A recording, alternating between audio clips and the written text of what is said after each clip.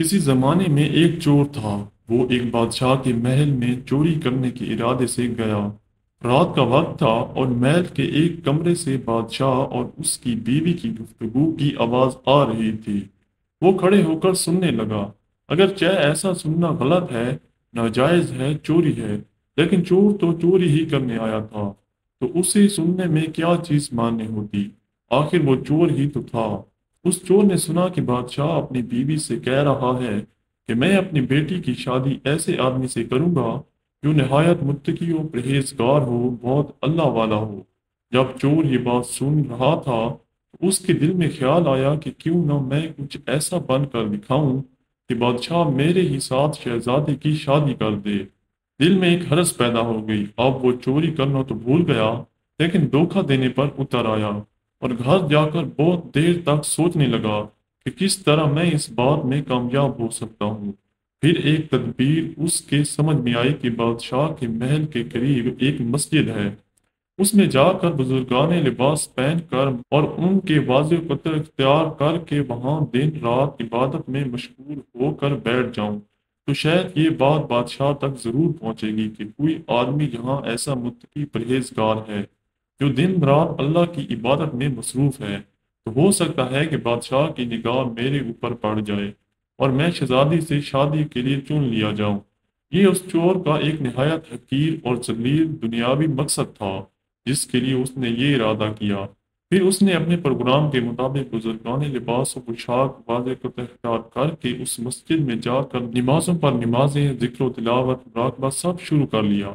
دن گزرتے رہے اور لوگوں میں شہرت ہوتی گئی کہ کوئی اللہ والے بہت بڑے ولی یہاں آ گئے ہیں جو دن رات عبادت کرتے ہیں۔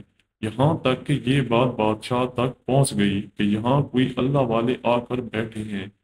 جوان زید و عبادت میں لاجواب، تقوی و طہارت میں بے نظیر۔ جب بادشاہ کو یہ بات معلوم ہوئی تو انہوں نے اپنے ارادے کے مطابق غور و فکر شروع کر دیا کہ شہزادی کے متعلق جو سوچا تھا اس کے لیے اس کی کا انتخاب کیوں نہ کر لیا جائے۔ بادشاہ نے اس سلسلے میں گفتگو کے لیے اپنے وزیر کو بھیجا۔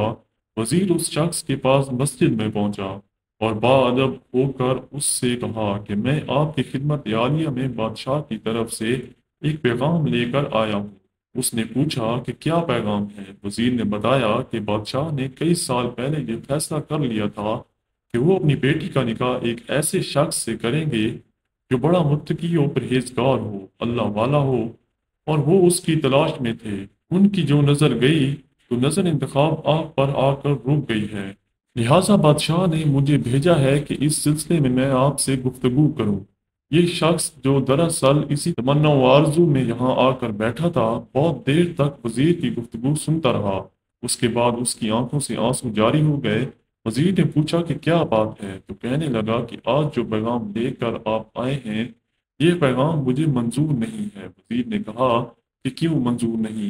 اس شخص نے کہا کہ دیکھیے، میں صاف صاف بات آپ کو بتاتا ہوں کہ میں اصل میں ایک چور تھا اور ایک مرتبہ بادشاہ کے محل میں چوری کے ارادے سے گیا تھا۔ پھر جو کچھ بھی ہوا اس کو سنایا، اور اس کے بعد اس چور نے کہا کہ میں نے تو یہ واضح قطع اسی حرص کی وجہ سے اختیار کی تھی، لیکن میں یہاں آ کر بیٹھا تو میرے خدا نے مجھے اپنا بنا لیا۔ اب بس اس کے بعد مجھے اور کسی کی ضرورت نہیں، میرے لیے میرا خدا کافی ہے۔ بے شک جب عبادت عبادت ہو جائے، نماز نماز ہو جائے، ذکر ذکر ہو جائے اور ہماری دیگر عبادتیں واقعی عبادتیں ہو جائیں تو بے شک یہ نمازیں اور عبادتیں انسان کو برائیوں سے روکتی ہیں۔ امید ہے آپ کو یہ کہانی بہت ہی پسند آئی ہوگی۔ اگر کہانی پسند آئی ہے تو ویڈیو کو لائک کر دیں اور چینل کو بھی سبسکرائب کر دیں اور اپنے دوستوں کے ساتھ بھی اس ویڈیو کو شیئر کر دیں۔ انشاءاللہ زندگی رہی تو اگلی ویڈیو میں ملاقات ہوگی۔ اپنا بہت سارا خیال رکھیے گا۔ اللہ حافظ۔